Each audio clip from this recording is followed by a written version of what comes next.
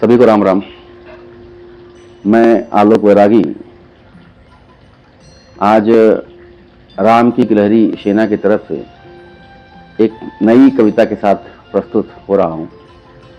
और मोहित भाई, जैसा मैंने आपको बताया था कि मैं खाटू श्याम गया था और वहाँ पे जब मैं लाइन में दर्शन के लिए लगा हुआ था तो वहाँ पे मैंने देखा कि कोटेशन से कुछ लिखे हुए थे और खाटू श्याम का को जनरली जो है 3 बाण के खाटू श्याम करते हैं। तो मेरे मन में आया कि 3 बाण के खाटू श्याम जो उनको कहा गया है, तो ऐसे हमारे ब्रह्मांड में 3 चीजें क्या क्या हो सकती हैं या क्या क्या हैं।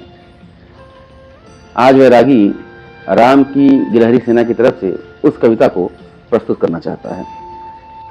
3 नेत्र के महादेव जी, 3 नेत्र के महादेव जी, 3 बाण के खाटू श्याम। 3 नेत्र के महादेव जी, 3 बाण के खाटू श्याम, 3 नाम से बनी त्रिवेणी, 3 नाम से बनी त्रिवेणी, प्रयागराज है जिसका नाम। 3 कांटों से बना त्रिशूल भी, 3 कांटों से बना त्रिशूल भी, समझो ना किसी अस्त्र का नाम। 3 कांटों से बना त्रिशूल भी, ना समझो किसी अस्त्र का नाम। 3 काल और 3 ही गुण हैं, 3 काल और 3 ही गुण हैं, तीनों लोकों में त्रिमूर्त का नाम। ब्रह्मांड में 3 लोक हैं, ब्रह्मांड में 3 लोक हैं, ब्रह्मा विष्णु महेश का धाम। ब्रह्मा विष्णु महेश का धाम, 3 धार की राम गिलहरी। मैंने गिलहरी को इस कविता में इसलिए प्रवेश कराया है कि गिलहरी एक छोटी सी जान है और राम गिलहरी सेना जो है छोटे छोटे कार्य ही करती है और भगवान राम का पूरा आशीर्वाद गिलहरी के ऊपर है और उसके ऊपर 3 धारियां हैं। तो आगे सुनिए। 3 धार की राम गिलहरी, सृष्टि की ये छोटी जान, फुदक फुदक के चलती रहती रघुवर का इसको वरदान। फुदक फुदक के चलती रहती रघुवर का इसको वरदान।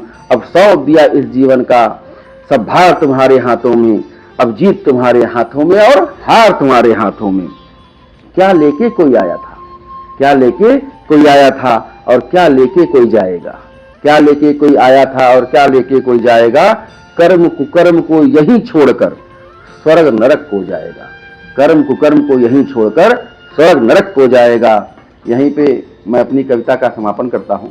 अगर आप लोगों को मेरी कविता अच्छी लगी हो और राम की गिलहरी का ये कार्य अच्छा लग रहा हो तो हमें आप कमेंट जरूर करें।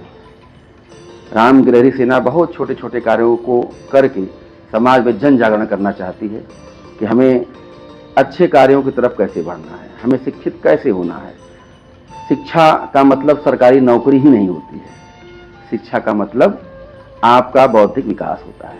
अगर आपका बौद्धिक विकास सही मायने में होगा तो आपको स्वयं से ही आप रोजगार पैदा कर लेंगे, रोजगार बना लेंगे। यहीं पे मैं अपनी बात को विराम देता हूं। जय श्री राम, हर हर महादेव।